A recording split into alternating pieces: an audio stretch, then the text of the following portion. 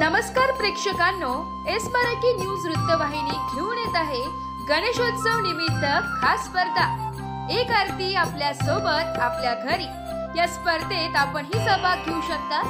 सहभागी होण्यासाठी संपर्क साधा 9067778005। नमस्कार, मी गौरी सूर्यवंशी, एस मराठी मध्ये आपलं स्वागत। वळूया आजच्या बातमीकडे।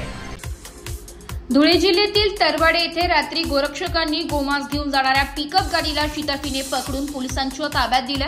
धुळे शहरातून गोमांस भरलेला पिकअप गाडी हे धुळे चाळीसगाव रस्त्याने औरंगाबादकडे जात असल्याची माहिती गोरक्षकांना मिळाल्यानंतर गोरक्षकांनी सापळा रचून पिकअप गाडी ही थांबवली आहे व त्यामध्ये गोरक्षकांनी मालाचे विचारणा केली असता तेथून पिकअप चालक व त्याचे साथीदार पळून जाण्यात प्रयत्न करत असताना त्यांना गोरक्षकांनी पकडून पोलिसांच्या स्वाधीन केले।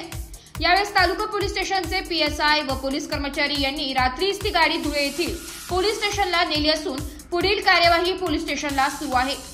नमस्कार, धुळे तालुक्यातील हे तरवाडे येथील गोरक्षकांनी आज एक पिकअप गाडी हे गोमांस घेऊन जाताना धुळे चाळीसगाव रस्त्यावरील तरवाडे येथे त्यांनी शिताफीने त्यांना पकडलं आणि नंतर ज्या वेळेस ते वाहन चालक होते हे पडून जात असताना त्यांना संपूर्ण ग्रामस्थांनी घेराव घालून त्यांना पकडून नंतर पोलिसांनी स्वाधीन केले। भाऊ, काय सांगाल? जय श्रीराम, जय गोमाता।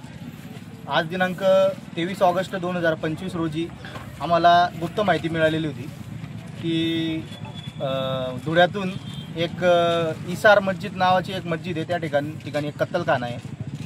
तर त्या कत्तलखान्याहून एक गाडीमध्ये गोवंश भरलेले, सगळेचे सगळे देशी गोवंश, चोरी केलेले गोवंश आहे आणि ते गोवंश त्या ठिकाणून चोरलेले आणि चोरून त्या इसार मस्जिदजवळ त्याची कटिंग केली आणि कटिंग करून ते छत्रपती संभाजीनगरच्या अलीकडे जे सिल्लोडे, जे अब्दुल सत्तार नामक जो कोणी आमदार आहे, मंत्री असेल कदाचित, सत्तेत येते लोक, तर ते अब्दुल सत्तारच्या गाव येते आणि त्याच्या आशीर्वादाने काही लोक तिथे काम करतात।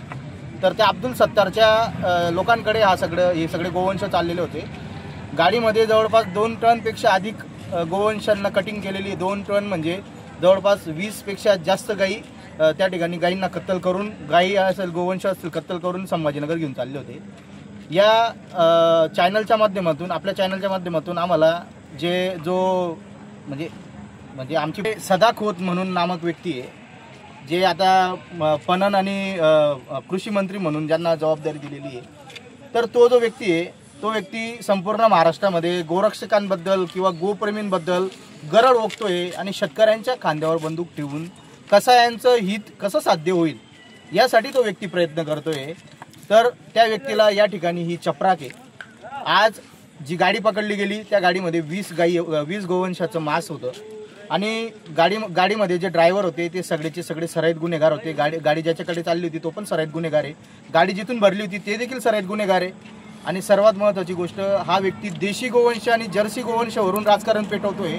तर मी या चॅनलच्या माध्यमातून सांगू इच्छितो की या गाडीमध्ये जेवढे पण गोवंश होते सगळेचे सगळे देशी गोवंश कत्तल करून घेऊन चाललेले होते। तर की गोरक्षकांचा त्याग आहे आणि त्या त्यागाला तू आव्हान देण्याचा प्रयत्न करू नकोस। जय श्रीराम। नाव सांगा? माझं नाव समाधान सुरेश पाटील।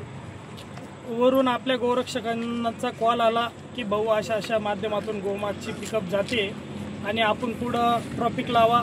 आम्ही ट्रॉफिक लावली आपल्या सर्व गोरक्षकांच्या माध्यमातून आणि ती गाडी पकडण्यात आम्हाला गोरक्षकांना यश आलं। एस मराठी न्यूज साठी वृत्त संपादक शामराव सोनवणे, धुळे। अशाच नवीन ताज्या घडामोडी जाणून घेण्यासाठी आमच्या एस मराठी न्यूज चॅनलला लाईक करा, शेअर करा, सबस्क्राईब करा आणि बेल आयकॉनला क्लिक करायला विसरू नका।